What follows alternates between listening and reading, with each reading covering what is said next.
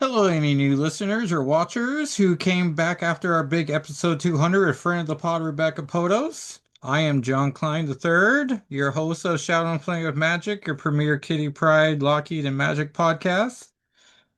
And today we're gonna review Patriot X-Men 1, X-Avengers 1, Undeadpool 1, Cloak or Dagger 1, Emma Frost, White Queen 5, Battleworld 2, and very quickly, Imperial 4 and Marvel Rivals King in Black. And Expatriate X-Men 1, I think that's how we pronounce it, right? This was the title of Age of Revelation I was the most anticipating as it was the one I knew I was going to love. They kept the Kitty Pryde involvement in Book of Revelation a secret as they did Dark Child's involvement in Amazing X-Men. So that left Expatriate X-Men. We get adult versions of Miss Marvel, Melee, Bronze, and Riff. We're not sure where Axo is or Sophie, but we know they have a friendship and are currently unaccounted for. They rescue a mutant lyrebird. I look up lyrebirds, and they are known for mimicking powers, which sounds a whole lot like Kylun's powers. Lyrebird is a blue furry mutant, so maybe he's related to Kylun, who's a brown furry mutant. Riff uses his temporal powers to go back a few minutes to keep working out how to rescue Lyrebird, which makes me wonder why Riff wasn't used to either send people back to our present to warn Cyclops about Doug, or bring Cyclops fully into the future, and Beast. Maybe Riff suffered an injury at one point and can only use his temporal powers for a short burst. Also reminds me of Bishop's power in Days of the Future Past film. They bring Lyrebird to their battleship, where we find Captain Melee.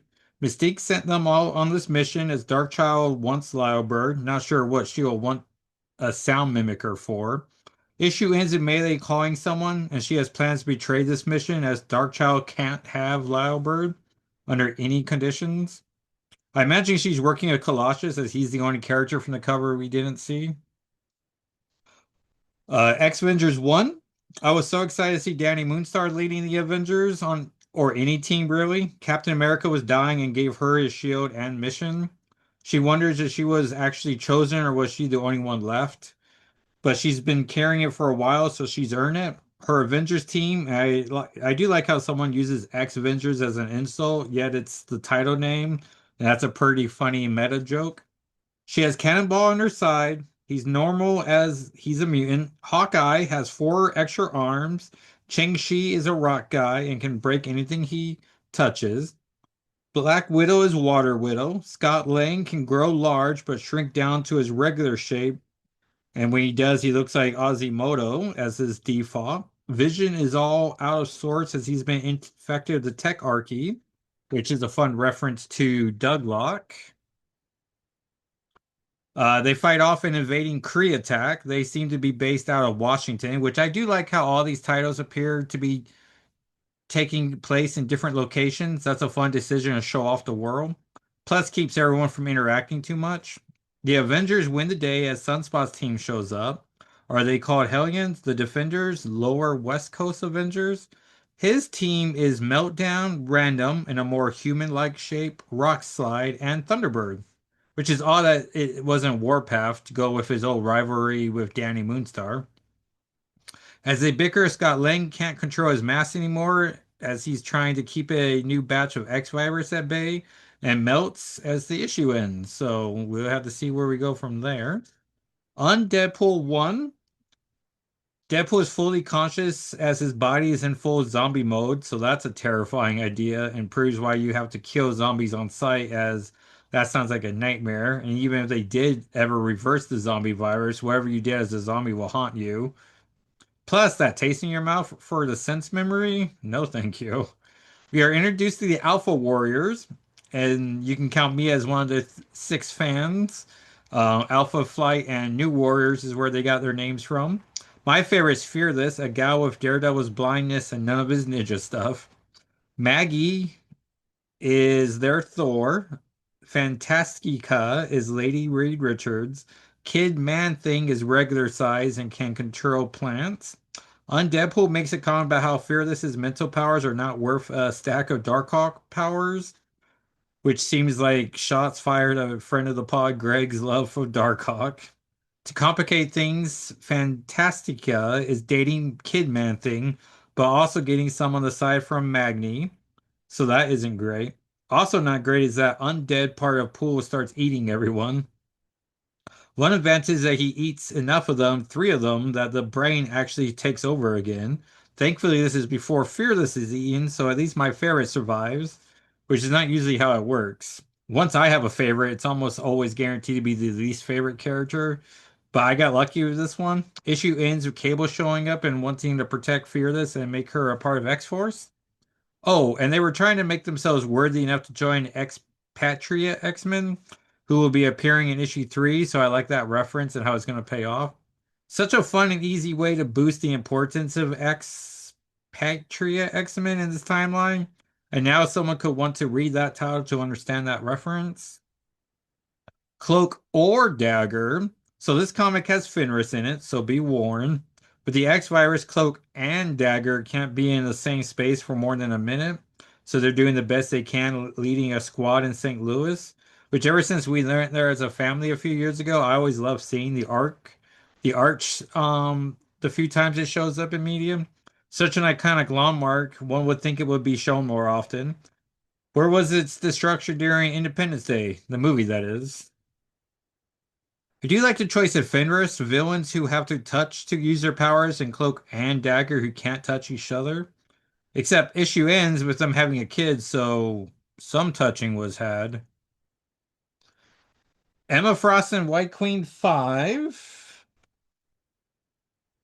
This was such a good miniseries. I was wrong, and my guess was the most obvious story beat, so that makes sense. It was a misdirect. As history shows, Sage, or Tessa, was the mole in the Hellfire Club, so knowing Emma was seeking out a mole, I thought we were going to get the reveal that Emma found out Tessa's secret and made her life easier, but instead, we learned there were two moles, or actually three moles, but two of them revealed. Of course, it was the two of the many new characters, so that makes sense. Emma's replacement's made, the reveal is done, and then Emma has to fight her replacement and re-earn her place in the inner circle. Mystique ends the comic having a date with Destiny, which makes me smile as I can't help myself. But I imagine she's constantly dropping the date with Destiny like expression. And everyone's like, we get it. But also like good for those two.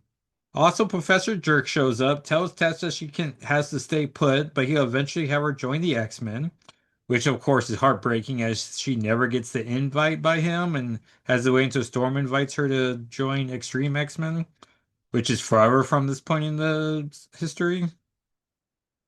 Battleworld 2. We barely get Days of Future Past Storm in this. She has to stay behind and tinker with the security system. I love seeing Titania and Absorbing Man. Such a great comic marriage. Pym and Hero show up. Arcade just was just thinking about Pym as he was going to capture a bunch of Pym students, which is as a huge arcade fan, I hate his Edgelord era with Avengers Arena. So I'm glad the story takes place before that. Not too many battles in this issue, and Starbrand from the New Universe ends the issue as Korvac's latest foe for the title. Imperial 4. A bunch of story happens here that I didn't connect with, but Black Bolt may be in charge of the Kree. He exiles his mad brother Maximus in a move that Maximus loves. Now it's dawning on me, I did not say spoilers for all these issues, but hopefully you figured that out by now. And also more spoilers coming. Um, which makes me like the move. Star-Lord takes his father's place as head of the new Galaxy Union. That doesn't involve the Shi'ar as they'll be busy with the new Exiles title. And Black Panther has plans to deal with the fallout. So, I don't know. Marvel Rivals King in Black. I did not see a magic reference as far as I could tell. And the game has a story zombie mode, which seems to be a mode for me. So I have to start playing that again. Just haven't done it yet.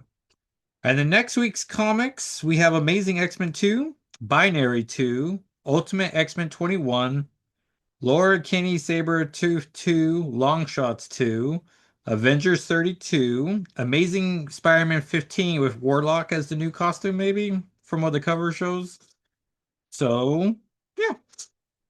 And then the current standings for Age of Revelations, we have Book of Revelation with Kitty, Expatriate X-Men with the exceptional students and Miss Marvel, Iron and Frost with Tony and Emma, Amazing X-Men 1. Those would be well, let's do X-Vengers 1 as the top tier, top five books. And then there's Undeadpool 1, Overture, The Last Wolverine, Radioactive Spider-Man, and Binary, I would say are the next tier. Cloak or Dagger, I thought was good, but I don't know, it's missable for now. Omega Kids 1, Unbreakable X-Men, Laura Kinney Sabretooth, Rogue Storm, Sinister Six.